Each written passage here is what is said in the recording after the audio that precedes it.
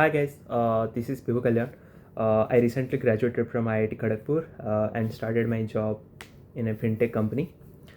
Okay तो कुछ दिन से तो मैं बिज़ी था, वीडियोस नहीं आ रही थी एंड आई थिंक अभी जैसे मैं थोड़ा एक दो दिन में फ्री हो जाऊंगा, सेटल हो जाऊंगा न्यू लोकेशन पे, तो मैं फुल लेंथ वीडियोस लेके आऊँगा. ठीक है, अभी तक मैं क्या करता था, जो समर में घर में रहता था तो उसमें शॉर्ट्स डालता था, राइट. उसमें मतलब हाँ, जो FAQs होते हैं जेई एस्पिरेंट्स का वो तो होता है, बट उसमें जो अगर किसी को लॉन्ग डाउट्स है तो वैसे नहीं हो पाता, तो स्ट्रैटेजी वीडियो टाइप का डालना चाहता हूँ.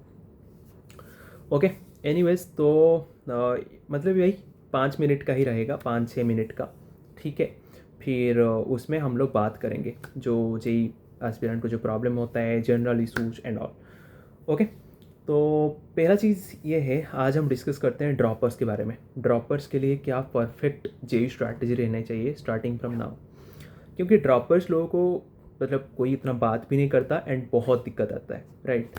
एंड उसमें ड्रॉपर्स का सबसे बड़ा जो चैलेंजेस वो फेस करता है वो ही रहता है कि उसको पूरा 2 साल का सिलेबस, वो भी जेई लेवल का, वो 8 या 9 महीने में कंप्लीट करना है. तो उसको पूरा तो टाइम चला जाता था, मतलब ड्रॉपर का टाइम पूरा चला जाता है यही सोच के कि किसको पहले करूँ, किसको बाद में करूँ, क्या करूँ, राइट.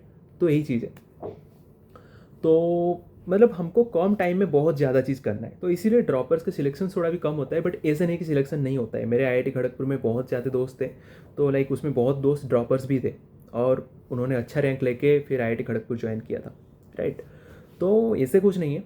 तो पहला चीज़ ये है, जैसे मान लो कोई भी तुम फिजिक्स केमिस्ट्री मैथ्स कोई भी पकड़ लो, ठीक है, ये तुमको भी पता है. जो मतलब सब लोग बोलते हैं कि मेरे को 12th में दिक्कत आ रही है, मतलब दिक्कत आना इज़ द आउटकम ना. ठीक है, दिक्कत क्यों आ रहा है वो सोचो ना. वो इसलिए कि तुमने 11th का जो फाउंडेशन टॉपिक है, जैसे मान लो फिजिक्स में Newton laws of motion, work energy power rotation, ये ढंग से नहीं किया. जैसे मान लो लोग बोलते हैं ऑर्गेनिक केमिस्ट्री में दिक्कत आ रही है. ऑर्गेनिक केमिस्ट्री में क्यों दिक्कत आ रहा है? क्योंकि तुमने GOC, आइसोमर्जिज्म और रिएक्शन मैकेनिज्म ढंग से नहीं किया. ठीक है, तो फर्स्ट स्टेप तुम्हारा यही है कि मैं बता रहा हूँ, ध्यान से सुनो. फर्स्ट स्टेप यही है कि लाइक जो फाउंडेशन टॉपिक्स है, जैसे फिजिक्स में तीनों में बता दिया, ऑर्गेनिक केमिस्ट्री में तीनों बता दिया, फिजिकल केमिस्ट्री में मोल कॉन्सेप्ट हो गया, रेडॉक्स रिएक्शन हो गया, थर्मोकेमिस्ट्री हो गया, राइट. एंड मैथ्स में बेसिक कैलकुलस का जो बेसिक मैथ्स तो रहता है, ट्रिग्नोमेट्री, सीक्वेंस एंड सीरीज वो तो रहता है. बाकी कैलकुलस के लिए तुमको फंक्शन एंड लिमिट्स अच्छे से आने चाहिए, उसके बाद जाके तुम 12th में अच्छे से कर सकते हो. ठीक है, तो जो भी तुम लोग ड्रॉपर्स लोग हो, पहले तुम 12th को जंप करने के अलावा तुम क्या कर सकते हो, 11th के जो फाउंडेशन टॉपिक्स है, जो जिसका नाम अभी मैं बताया, राइट, उसको तुम पहले ध्यान दो, पहले उसको अच्छे से करो.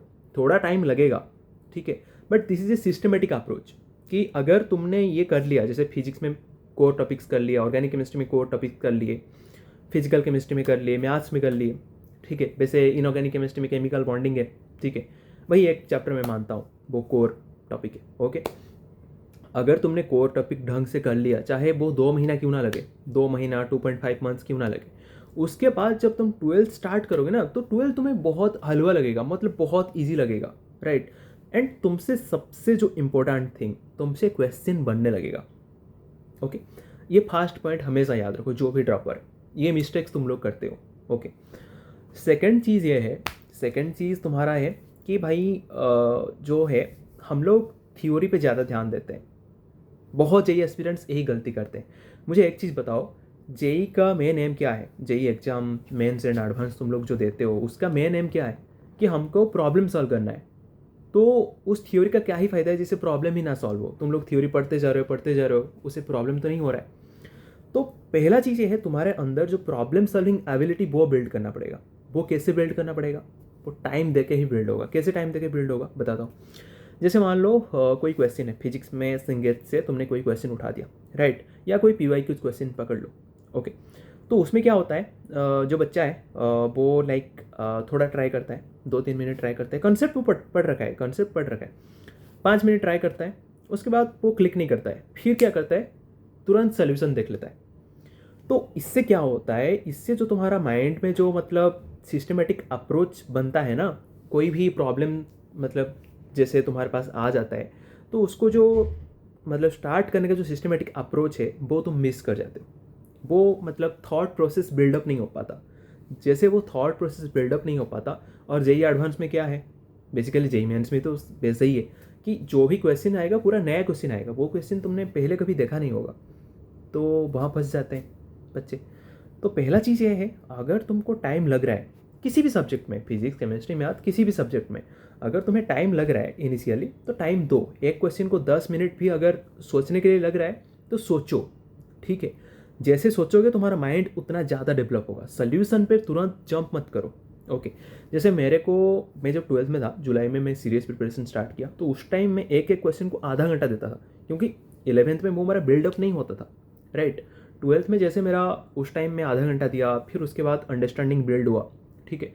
फिर जैसे मैं दिसंबर तक आ गया तो वही क्वेश्चन मैं चुटकियों में सॉल्व करता था, क्योंकि उतना मैं माइंड में अपना दिमाग में सोच लिया हूँ कि ये जो रास्ता है ये गलत रास्ता है, मतलब ये गलत तरीका है फॉर सॉल्विंग दिस क्वेश्चन, तो इस रास्ते में मैं नहीं जाऊँगा।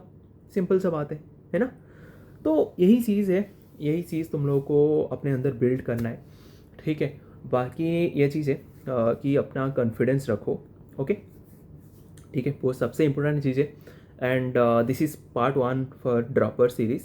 तो हम लोग ऐसे 5-6 मिनट डेली मैं शाम को आके वीडियोस करूँगा एंड उसमें बात करेंगे।